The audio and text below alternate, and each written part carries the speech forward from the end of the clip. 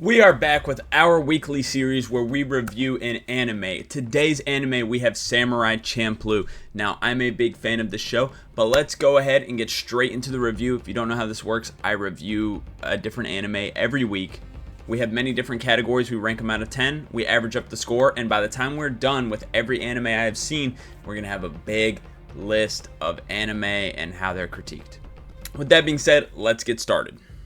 So to start off with, on Samurai Champloo, we have the plot. Now, the plot of Samurai Champloo pretty much follows the story of Fu. Now, the main character is Mugen, but it follows Fu's story because Mugen and Jin don't really have much. They're kind of just wandering Ronin, right? But Fu, she is looking for a man. I don't want to spoil it too much, but she's looking for a certain man that smells of sunflowers. Now, this man's very important, and they are basically going on an adventure to find this guy. I give plot an 8.5. It's a decent story, but, the main character, he matters to the story, but he really doesn't. It's more Fu's story, and so I feel like Jin and Mugen are there to just give great moments, which they do, which is why I give it an 8.5, because it is a decent story, but I think they're just there because they're great characters and don't really follow as much, or they're not, how do I explain this, as impactful to Fu's story. Fu could have picked any other people to go with her, and it would have gone probably better, honestly, but yeah, I think it's a pretty good plot. 8.5 out of 10. Next, we have characters. Now, there's not many characters in Samurai Champloo, but there is not a single bad character, so very easily I'm going to go 10 out of 10. The main cast is perfect. Fu is amazing. Mugen is amazing. Jin is amazing. And then you have all the other side characters as well who aren't really as important, but they're still very good. There's not a single bad character in Samurai Champloo. Following that, we have the main character, which is Mugen. Obviously, Mugen's a 10 out of 10. If you've ever watched Cowboy Bebop, he's kind of similar to Spike, but a little more of like an outlaw-ish, if that makes sense. He's a criminal, pretty much. But he's pretty awesome. I think 10 out of 10. Amazing character as well. So, yeah, pretty simple on that one. Next, we move on to antagonists. Now, the thing about the antagonist is there's no main antagonist. However, everybody they go against is pretty cool. Like, the baseball episode was pretty fire, let's be honest. The final fight where they fight the one dude, it's been a while, I don't remember his name, but he works for the government, right? They have many antagonists, like the one guy who wants to be like a painter or whatever, and he ends up like kidnapping people. There's a bunch of different antagonists. However, there's not a main one. All of them are good, but there's not a main one, so I give antagonist a 9 out of 10 because they all are good, but there's no main antagonist, right? So that's when we can give it a 9 out of 10. Next, we have depth. I mean, it's a 10 out of 10. If you've watched Cowboy Bebop, they're made by the same person, so I'm going to make references a lot. But if you've watched Cowboy Bebop, you know the depth is insane there. It's no different here. A very short story that's filled with a lot of fun moments and a lot of in-depth moments, so easily depth is going to get a 10 out of 10. And honestly, another thing about it that kind of plays into the depth, I think it actually like represents those times well. I took a Japanese history class for college, and while I was watching this actually, and I was like, okay, a lot of this stuff actually matches up, so it's historically accurate as well, so it's pretty cool.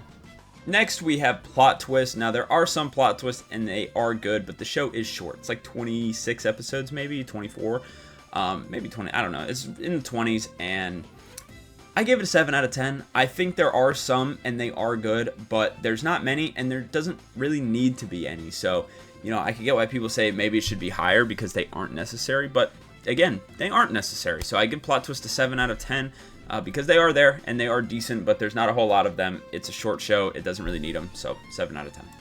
Next, we have fights. Now, for fights, they're not anything revolutionary. They're not anything groundbreaking, but they are amazing, and they look beautiful. I gave fights a 9 out of 10. Like I said, they're just not anything like revolutionary, they're not generational fights or anything like that, but they're all really good, so 9 out of 10 for fights. After that, we go into one of the most important parts of ranking any anime. We have the emotion. Now, there's a lot of emotion in this, and like I said, they're made by the same person, so I'm going to compare it to Cowboy Bebop every time, and it's not quite as good as Bebop. I know he can do better in that amount of time, so I give it a 9 out of 10. There's a lot of emotion in this, but it doesn't hit quite as hard as other shows. Now, there aren't many shows at this length that hit as hard as Samurai Champloo, which is why it still gets a 9 out of 10, but there are ones that do hit harder, so I give it a 9 out of 10. Next, we have pacing. Pretty easily a 10 out of 10. I feel like most short shows are paced incredibly well. That's not necessarily true.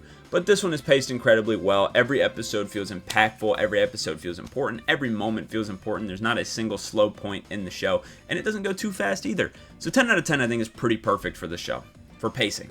Then we have Peaks. Peaks is going to be 10 out of 10. The moments in the show are so fantastic, so memorable. Like, I think a lot of people probably weren't a big fan of Jin at first, but he has so many great moments as the show goes on, and then in the final episode it's like, man, this guy is like actually a goat, not gonna lie. So, you know, there's even character development there within the Peaks. Jin has so much. Mugen, I wouldn't say has much character development, but he's awesome from the start, so his Peaks are obviously great, and Fuz as well, so 10 out of 10 for Peaks. Now to my enjoyment. Obviously this is made by Watanabe. Cowboy Bebop. Love Cowboy Bebop. But this is not a Cowboy Bebop review. It's a Samurai Champloo review, and it's a 10 out of 10. I love all of his works, and I love Samurai Champloo. It's no different. It is fire. It is beautiful. It is amazing. I highly recommend to everybody. But we'll move on to world building. And the world building, it's just based off the real world and stuff, but I like how historically accurate it is, like we talked about before. So I'm going to give it an 8 out of 10. Normally when it's based on the real world, I only give it a 7 because, you know, the real world's cool, but it's not really that unique. But if it's based in the past and it's pretty accurate, I give it a little bit of bony? So I'd say bonus and brownie at the same time. I give it a little bit of bonus points. I give it 1 bonus point because it's very accurate to those times, and I appreciate that. So 8 out of 10 for world building, I think is pretty solid. Next we have animation. Again, it's not anything groundbreaking. It's not anything like generational, but it's a pretty old show, and its animation is still pretty good. It honestly holds up very well. So I give animation a 9 out of 10 because it still looks like a good show, even though it came out over 20 years ago. And yeah, the only reason it doesn't get a 10, it's not anything generational. It wasn't ahead of its time or anything like that. And it's not like anything super spectacular, but it holds up very well. So 9 out of 10. Next, we have probably the easiest category, and I think anybody who's watched the show will agree. We have music, 10 out of 10, super obvious. I don't think I need to explain anything regarding the music from this show. I think everybody will agree it's a 10 out of 10. Then we have the ending. Now, I like the ending a lot, but I do have one issue with the ending, and it's not a big issue. It's kind of a small issue, but it's kind of the lack of closure, because they all just, spoilers by the way, but there's going to have to be, they all just go on and live their life. And it kind of sucks, you know, like they basically became a family and then they just split up, and we don't know what happens to them. I don't know if Mugen, he could die next week, honestly, with the way he lives, and we don't know what really happens to them. So that's what I don't really like, and I get like, oh, the show just can't keep going and going, but I wish they stayed together. I wish that'd be nice. And they talk about meeting up again later, but we don't know if they do, right? So that's the thing that sucks, but you know, it's so small because at the end of the day, the ending made a lot of sense. It made perfect sense, and it was great. So I still give it a 9 out of 10, but I do wish that we at least got something of them meeting back up or something, just to make sure everybody's all right. But, you know, it is what it is. And then we move on to our overall score of all these scores added up. Now, I do want to throw in a quick little story. In that Japanese history class I was talking about, my teacher actually used Samurai Champloo to explain some parts of it. Now, I started watching before that, I will say, you know, I'm not, you know, it's not, you know, shout out my teacher, but I didn't get it from him, right? I just wanted to watch it. Anyway, he knew ball, so he put a lot of people on, but it's an amazing show, and if you've, you know, maybe if you are keeping track of the scores, you know the overall score is going to be a 9.2 out of 10, which is going to land it very highly. It is actually tied for first right now, I believe, if I'm not mistaken. I don't know because I did these rankings before, so they're in a different order, but I believe it's tied for first right now for when this came out. But yeah, the YouTube version that we're doing here is going in a little bit of a different order. But if you enjoyed, leave a like, subscribe. We will have another anime review next Thursday. Now, I am close. I don't want to say close. I'm halfway through Holy Land, the manga. If you've seen my manhwa review, I want to start reviewing manga as well. And I'm halfway through that, so once I finish Holy Land, that will be on there as well.